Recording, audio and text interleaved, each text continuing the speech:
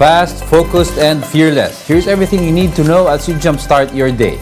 I am Diego Castro. PUVs are back on the road today as transport groups Manibela and Piston announced the end of their strike.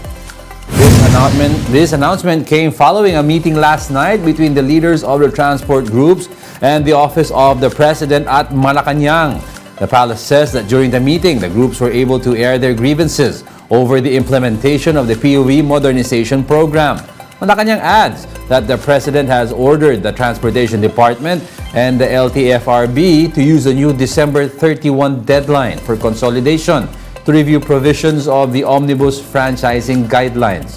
The President says this review must take into account all aspects of the program's implementation, as well as the needs of drivers and operators. On Facebook, Manibela declared that there will no longer be a phase-out of PUVs. The group adds that more details on their initial dialogue with the palace will be announced later today at 10 a.m. Nais naming humingi ng paumanhin sa ating mga mananakay sa naisagawang transport strike ng aming grupo upang mabigyan ng boses ang aming mga hinahing. Nagpapasalamat po kami sa inyong pangunawa. Sa aming mga kasamahan, huwag po kayong mabahala.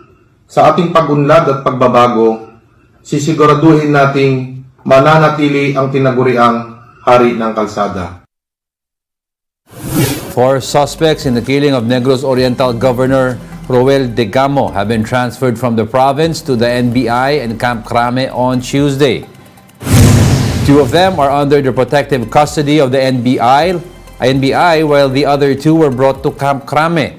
All 4 suspects, who were former members of the Philippine Army, have vowed to cooperate in the investigation so they can be placed under the Witness Protection Program. The PNP says the suspects have provided them information to capture the other gunmen involved. Senators, meanwhile, visited Degamo's wake, where they handed out the resolution to the late governor's wife, recognizing Degamo and condemning the spate of killings of local officials. The Senate will conduct a separate investigation into the official's death. Dapat yan mabuwag, mahuli, ma-neutralize, kunin yung mga baril nila, and we'll send a strong statement that this administration will not tolerate gun-for-hire syndicates, illegal firearms, or private armies. Meanwhile, the Justice Department has filed murder charges against Negros Oriental Congressman Arnolfo Teves. That's over his supposed involvement in the series of deaths of his political rivals, including 3 separate incidents in 2019. Families of the victims filed the case together with the CIDG, Regional Field Unit of Metro Manila. The complainants say they have long been building up the case against Teves, and the filing merely coincided with the death of Degamo, which Teves has denied having any involvement in. Teves has yet to comment on the charges. Some senators argue that Adamson should be held liable for the death of its student John Matthew Salilig over their alleged inaction despite being aware of their presence of Tau Gamma Phi in campus. Mian Los Baños with a big story. Kumukulong dugo ko sa'yo. Naawa ko sa magulang mo. Hindi ako naawa sa'yo. Wala, kahit na tuldok na awa, wala.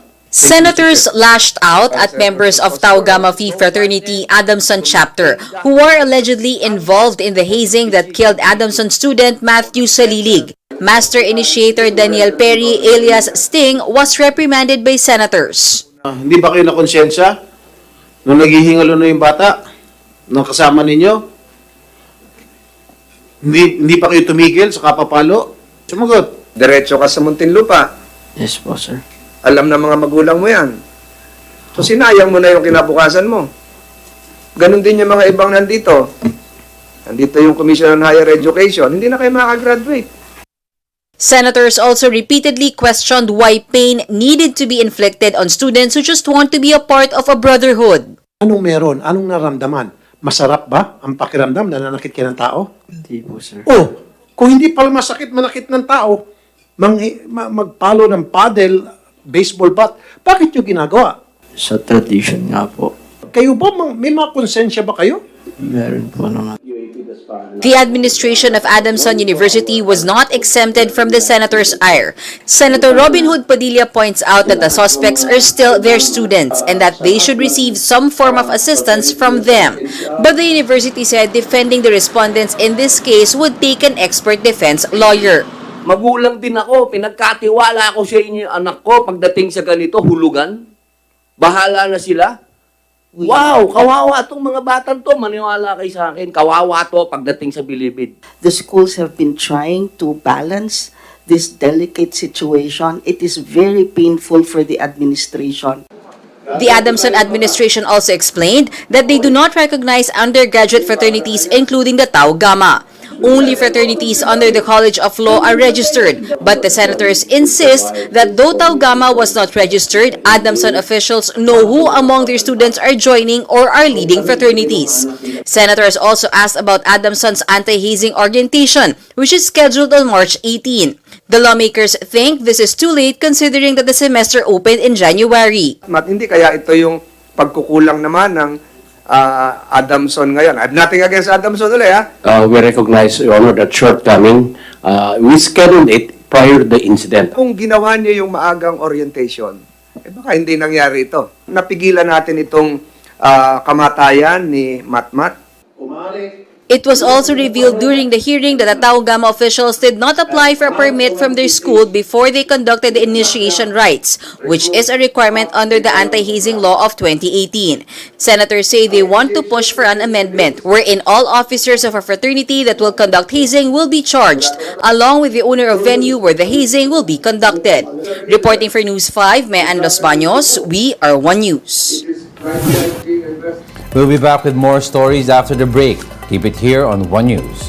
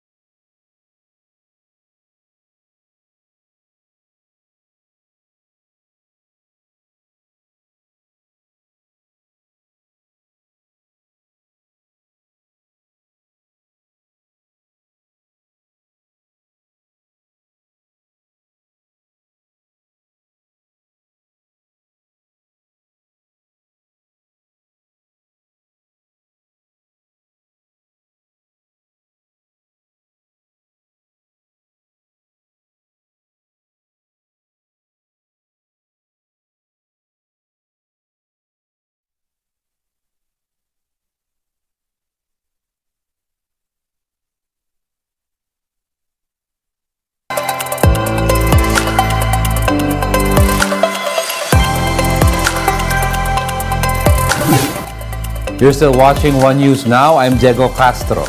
President Bongbong Marcos believes the acquisition of modern aircrafts would help boost the country's defense system.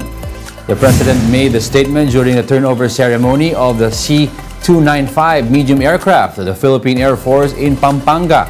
According to the president, the new C-295 aircraft should help with the Air Force's response operations. Through the additional C-295 aircraft, the AFP will be able to provide more responsive support to government agencies, especially in emergency situations, and on humanitarian assistance and disaster response operations. President Marcos also rode on one of the fighter jets of the Philippine Air Force, which would be used to monitor the country's exclusive economic zone. This amid tensions with China following the laser-pointing incident at Ayungin Shoal.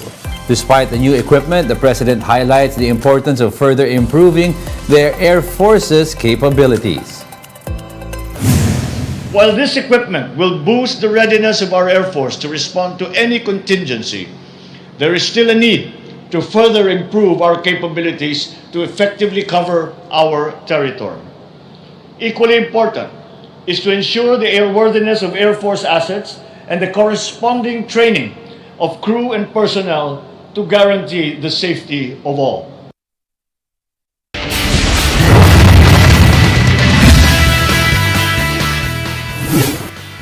UP's Juliana Gomez looks to follow the sporting path of her father, actor, politician, and SEA Games champion Richard Gomez, as she captures the women's Ipay gold in the UAAP fencing competition. More details in this report by Gretchen Ho.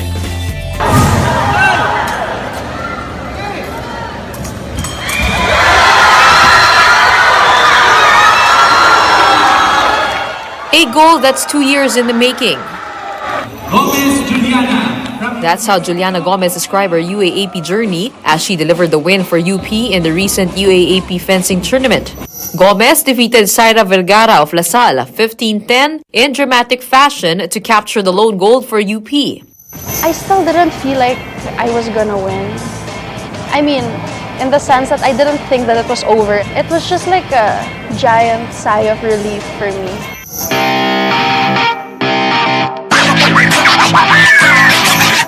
Juliana Gomez plays volleyball and was part of the UP team, although she did not make the final lineup. And because of the pandemic, she opted to switch to fencing, a sport that her dad Richard is known for. The actor, who is a 2005 SEA Games gold medalist for fencing, personally trained her.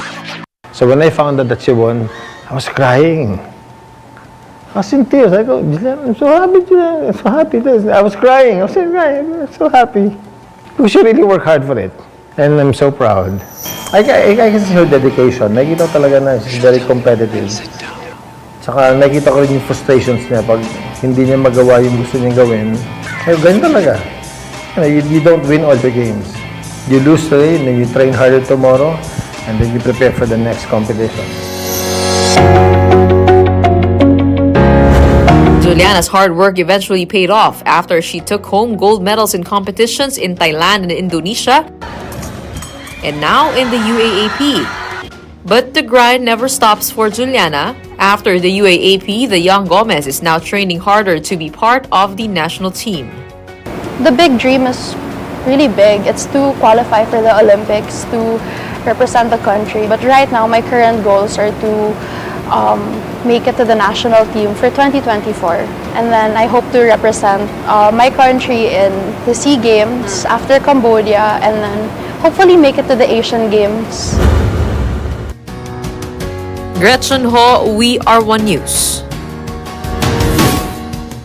And that's it for this hour. Join us again at 7:45 a.m. as we continue to monitor the day's biggest stories. I'm Diego Castro. We are One News. All sides, all the time.